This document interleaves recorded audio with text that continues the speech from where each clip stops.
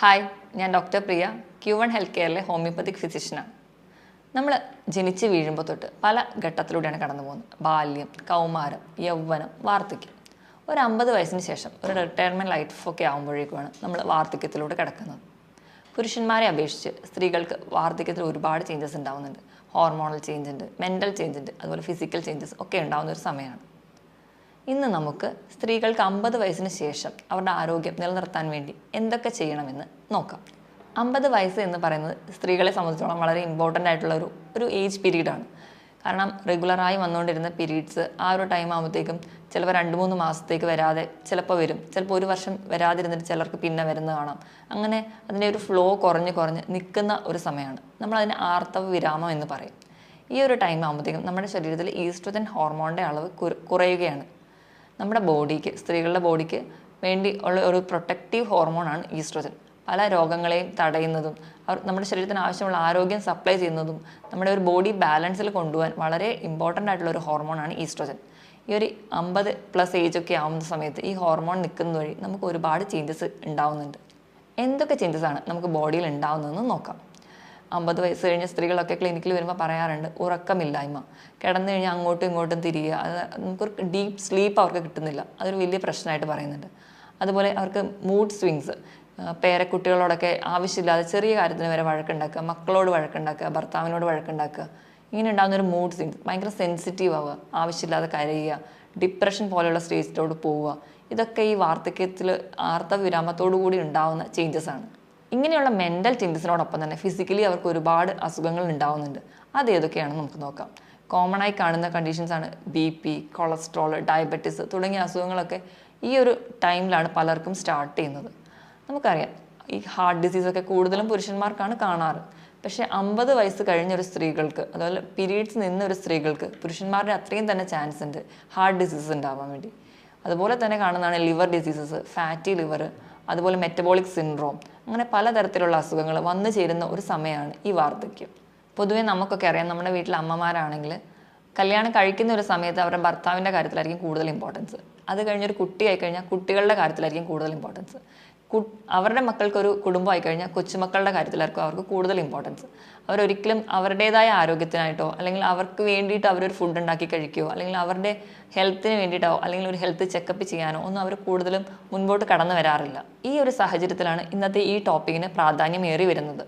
അതുകൊണ്ട് തന്നെ നമുക്ക് എന്തൊക്കെയാണ് ഒരു വാർദ്ധക്യത്തിലെത്തിയ സ്ത്രീകൾ ചെയ്യേണ്ട കാര്യങ്ങളെന്ന് നോക്കാം. ഇതിൽ ഒന്നാമത്തെ ഏറ്റവും പ്രധാനപ്പെട്ട പോയിന്റ് ഹെൽത്തി ഡയറ്റാണ്, ആരോഗ്യമുള്ളൊരു ഭക്ഷണ രീതി. ഡോക്ടേഴ്സിൻ്റെ ഒരു ഭാഷയിൽ പറയുകയാണെങ്കിൽ പ്ലേറ്റ് മെത്തേഡ് ഫോളോ ചെയ്യുക. പ്ലേറ്റ് മെത്തേഡ് എന്ന് പറയുമ്പോൾ 1/4 ഭാഗം കാർബോഹൈഡ്രേറ്റ്, 1/4 ഭാഗം പ്രോട്ടീൻസ്, 1/4 ഭാഗം ഫ്രൂട്ട്സ്, 1/4 ഭാഗം വെജിറ്റബിൾസ്. ഇങ്ങനെ ഒരു ഡയറ്റ് ആണ് നമ്മൾ ഈ വയസ്സാകുമ്പോൾ അല്ലെങ്കിൽ വാർദ്ധക്യത്തിലോട്ട് കിടക്കുമ്പോൾ ഫോളോ ചെയ്യുന്നത് നല്ലത്. നമ്മൾ അന്ന് വരെ കൃത്യമായി ഫോളോ ചെയ്തിരുന്ന ഒരു ഡയറ്റ് പെട്ടെന്ന് മാറ്റി ഈ പറയുന്ന രീതിയിൽ ഒരു പ്ലേറ്റ് മെത്തേഡിലോട്ടല്ല മാറ്റേണ്ടത്.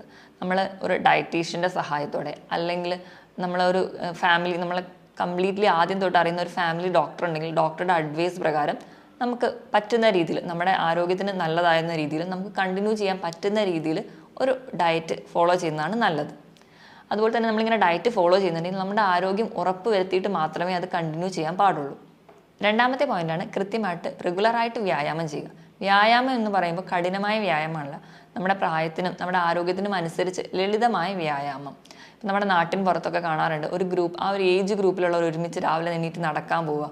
ആ ഒരു സ്റ്റൈലൊക്കെ ഇപ്പോൾ വന്നു തുടങ്ങിയിട്ടുണ്ട്. അതൊക്കെ നമ്മുടെ ആരോഗ്യത്തിന് വളരെ നല്ലതാണ്. 50 വയസ്സ് വരെ കൃത്യമായിട്ട് ഒരു ഓഫീസ് റുട്ടീനിൽ പോയിക്കൊണ്ടിരുന്ന ആൾ പെട്ടെന്നൊരു ദിവസം ഇതെല്ലാം മാറ്റിയിട്ട് ഒരു കഠിനമായ എക്സസൈസിലോട്ടൊന്നും പോകാതെ ചെറിയ ചെറിയ വ്യായാമങ്ങളിലൂടെ വേണം തുടങ്ങാൻ. അതുപോലെ തന്നെ വ്യായാമം സ്റ്റാർട്ട് ചെയ്യുന്നതിന് മുമ്പ് ഒരു ഫിറ്റ്നസ് കോച്ചിൻ്റെ അടുത്ത് പോയി അഡ്വൈസ് ചോദിക്കുന്നത് നല്ലതാണ്. അല്ലെങ്കിൽ ഫാമിലി ഡോക്ടറോട് നമുക്ക് അഡ്വൈസ് ചോദിക്കാം. അതുപോലെ നമ്മുടെ എക്സസൈസ് ചെയ്യുമ്പോൾ എന്തെങ്കിലും നമ്മുടെ ശരീരത്തിന് വേദനകളോ അല്ലെങ്കിൽ എന്തെങ്കിലും വേറെ ബുദ്ധിമുട്ടുകളോ ഒക്കെ കണ്ടിന്യൂസ് ആയിട്ട് നിൽക്കുന്നുണ്ടെങ്കിൽ അതിന് പറ്റുന്ന രീതിയിലേക്ക് നമ്മുടെ എക്സസൈസുകൾ മോഡിഫൈ ചെയ്തെടുക്കാനും ശ്രദ്ധിക്കണം. മൂന്നാമത്തെ പോയിന്റാണ് നമ്മുടെ ബോഡി വെയിറ്റ് നോർമലായിട്ട് വെക്കുക. പൊതുവേ ഈ വാർദ്ധക്യത്തിലോട്ട് എത്തുന്ന സമയത്താണ് പുരുഷന്മാരായാലും സ്ത്രീകളായാലും വെയിറ്റ് വല്ലാണ്ട് കൂടുന്നതായി കാണാം. അങ്ങനെ വെയിറ്റ് കൂടുന്ന വഴി അവർക്ക് സന്ധിവേദനകളും അതുപോലെ മറ്റ് കംപ്ലയിൻസും കൂടുന്നതാകുന്നു. അതുപോലെ കൊളസ്ട്രോളിൻ്റെ ലെവലും ഒക്കെ കൂടുന്നതായിട്ട് നമുക്ക് കാണാം. അപ്പോൾ എപ്പോഴും ഒരു ഹെൽത്തി ബോഡി വെയിറ്റ് മെയിൻറ്റെയിൻ ചെയ്യാൻ വേണ്ടി ശ്രദ്ധിക്കുക. ബോഡി വെയിറ്റ് നമുക്ക് മെയിൻറ്റെയിൻ ചെയ്യാൻ വേണ്ടിയിട്ട് നമ്മൾ ബോഡി മാസ് ഇൻഡെക്സ് എന്ന് പറയുന്നൊരു യൂണിറ്റാണ് യൂസ് ചെയ്യുന്നത്. Weight in kilogram divided by height in metre square. ഒരാളുടെ വെയിറ്റും അയാളുടെ ഹൈറ്റും തമ്മിൽ ഹരിച്ചെടുക്കുമ്പോൾ കിട്ടുന്നതാണ് നമുക്ക് നോർമലി വേണ്ട ഒരു വെയിറ്റ്. ഇത് 18 താഴെയാണെങ്കിൽ അതിനെ അണ്ടർ വെയിറ്റ് എന്നും 30 മുകളിലാവുമ്പോൾ ഓവർ വെയിറ്റ് എന്നാണ് പറയുന്നത്.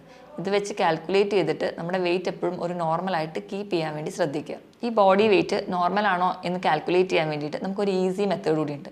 ഒരു ഉദാഹരണം പറയുകയാണെങ്കിൽ ഒരു 153 സെൻറ്റിമീറ്റർ ഹൈറ്റ് ഉള്ള ഒരു വ്യക്തിക്ക് ആവറേജ് നോർമൽ വേണ്ട ബോഡി വെയിറ്റ് എന്ന് പറയുന്നത് 53 ആണ്. അതായത് 153-ൽ നിന്ന് 100 കുറയ്ക്കുന്നതായിരിക്കണം അവർക്ക് വേണ്ട ആവറേജ് ബോഡി വെയിറ്റ്.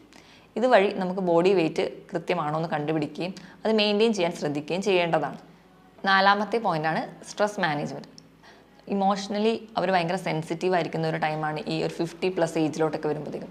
ആ ഈസ്ട്രോജൻ ഹോർമോണിൻ്റെ ചേഞ്ചസ് കൊണ്ടും അതുവരെ ഉണ്ടായിരുന്ന പീരീഡ്സ് നിൽക്കുന്നതിൻ്റെ ചേഞ്ചസും അല്ലെങ്കിൽ അവർക്ക് ഏജ്ഡായി ഇനി അവർക്കൊന്നും ചെയ്യാൻ പറ്റില്ല എന്നുള്ളൊരു തോട്ടൊക്കെ ഉള്ളതുകൊണ്ടാണ് അവർക്ക് ഇമോഷണലി ഭയങ്കര സെൻസിറ്റീവ്നെസ് കൂടുന്നത്. ഇങ്ങനെയുള്ള ഒരു സ്റ്റേജൊക്കെ കാണിക്കുമ്പം അവരെ കൂടുതലും അവരോട് വഴക്ക് പറയാതെ അല്ലെങ്കിൽ അവർ കൂടുതലും അവരോട് ദേഷ്യപ്പെടാതെ അവരെ കൂടെ ചേർത്ത് നിർത്താൻ വേണ്ടി നമ്മൾ വീട്ടിലുള്ള ബാക്കി അംഗങ്ങൾ ശ്രദ്ധിക്കണം.